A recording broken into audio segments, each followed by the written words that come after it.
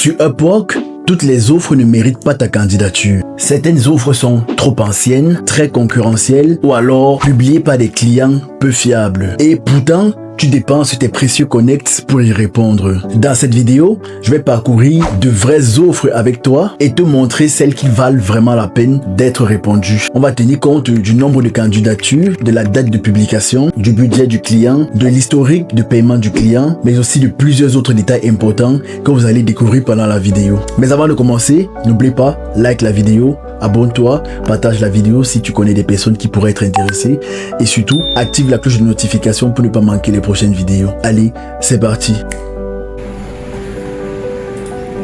Bon, nous allons passer à la démonstration proprement dite.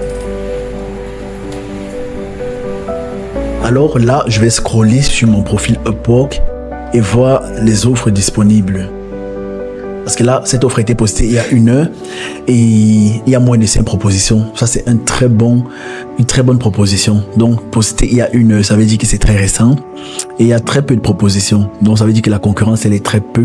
Et on recrute sur le plan mondial. Donc, ils veulent vraiment des personnes qui sont, peu importe le lieu, c'est moins de 30 heures par semaine et ils veulent un niveau intermédiaire. Donc, quelqu'un qui a de l'expérience, mais qui est aussi capable d'apporter sa vision. L'activité, donc il y a moins de 5 personnes sur l'offre qui ont proposé, donc c'est très bon par rapport à ce que vous voulez. L'interview, il n'y a qu'une seule personne qu'ils ont interviewé. Et là, l'historique du client, vous voyez, il a de bonnes notes. Donc les freelances ont noté les clients avec de bonnes notes aussi. Et il y a des travaux en cours chez le client. Donc c'est un bon profil en tout cas, et le paiement est vérifié. Donc en théorie, voici un bon profil sur lequel vous pouvez postuler. Pour moi, je ne postulerai pas parce que ils veulent un contrat court et moins d'1 mois. Moi, je recherche en général des contrats longs sur Upwork. Mais vous pouvez aussi chercher des contrats courts. C'est une bonne stratégie pour réussir à vous faire comme quand vous commencez en fait. Donc là, ils veulent quelqu'un qui parle catalan. Moi, je parle pas catalan, donc ça ne me concerne pas. Mais c'est une offre qui aurait pu être intéressante si c'était une langue que moi je connaissais, par exemple. Voilà. Et ça, c'est une offre qui aurait pu vraiment intéresser.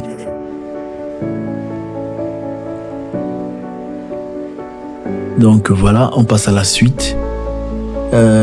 Ici, il y a 15 à 20 propositions, c'est beaucoup.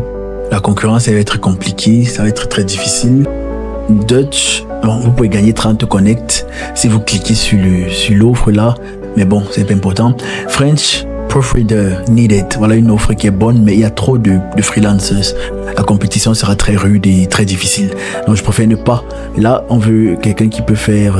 Il y a moins de 5 personnes qui ont postulé. Quelqu'un qui peut un projet de dialogue francophone. Bon, c'est intéressant parce qu'ils veulent que même un débutant peut participer. Entry level. I'm looking for freelancers with the lower rates. Là, ils veulent les freelancers les plus bas, dans au coût les plus bas, ceux qui proposent les prix les plus bas. Donc, et c'est worldwide. Donc, ils recherchent des freelancers du monde entier. Ça, je vais ouvrir.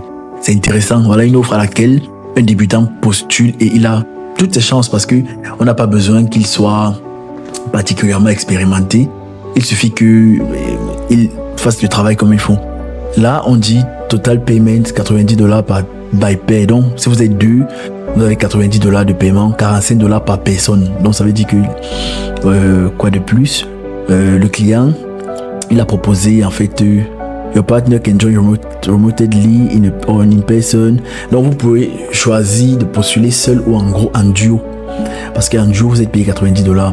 C'est une bonne offre, mais bon, il y a trop de personnes.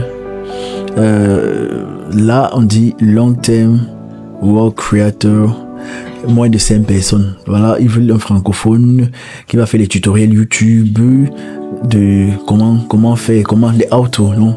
Comment faire quelque chose et faire des petits tutoriels vidéo.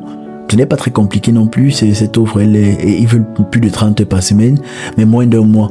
Bon, cette offre, elle est intéressante, mais le client, il est très mal noté. Il a 1 sur 3. C'est déjà un mauvais signe, mais ça veut dire que certainement le client paye très bas. Donc, globalement, c'est un peu comme ça que vous procédez. Donc, vous scrollez, en fait, voilà, postez à 6 heures. il y a entre 5 et 10 personnes qui ont postulé, c'est intéressant. Si vous êtes un tuteur francophone, vous pouvez faire ça, vous postulez parce qu'il n'y a pas beaucoup de concurrence. Ici, par exemple, il y a entre 5 et 10 personnes, il y a la concurrence, mais pas trop. Ici, c'est entre 20 et 50 personnes, c'est trop de concurrence, ça ne vaut pas la peine parce qu'il y a déjà trop de personnes. J'ai l'impression que si vous postulez là, c'est gaspille, c'est connect.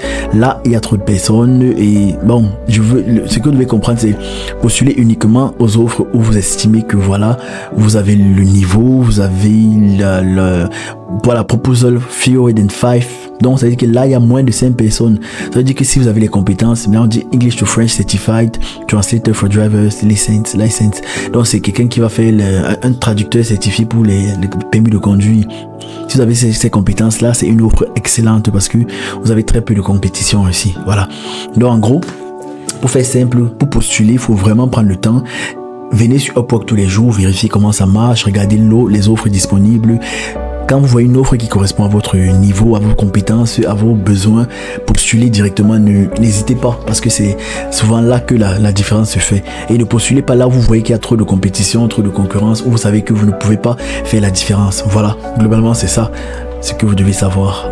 Maintenant, tu sais comment sélectionner les offres auxquelles tu réponds sur Upwork. Avant de postuler, ne regarde pas seulement le titre ou bien le budget. Vérifie aussi le nombre de candidatures, l'ancienneté de l'offre, l'historique du client, son moyen de paiement, son taux de recrutement et la clarté de sa demande. C'est très important. Ce sont des détails qui permettent de savoir si tu postules ou pas et si ça vaut la peine de gaspiller tes connects ou pas. En fait, l'objectif n'est pas de répondre à toutes les offres, mais de te concentrer uniquement sur celles qui valent le coup et sur celles pour lesquelles tes connects valent le coup d'être dépensés. Si cette démonstration t'a aidé, n'hésite pas à liker la vidéo, à commenter, à partager et surtout active la cloche de notification. Je suis en train de préparer une formation et bientôt elle sera disponible dans quelques mois, peut-être 2-3 mois. Alors n'hésite pas à rester en contact. Et aussi, je ne réponds pas très rapidement sur WhatsApp actuellement parce que j'ai quelques occupations qui me prennent beaucoup de temps, mais sachez que je tiens beaucoup à préparer une formation pour vous. Elle sera très accessible, donc restez connectés. Allez, à plus tard. Bye.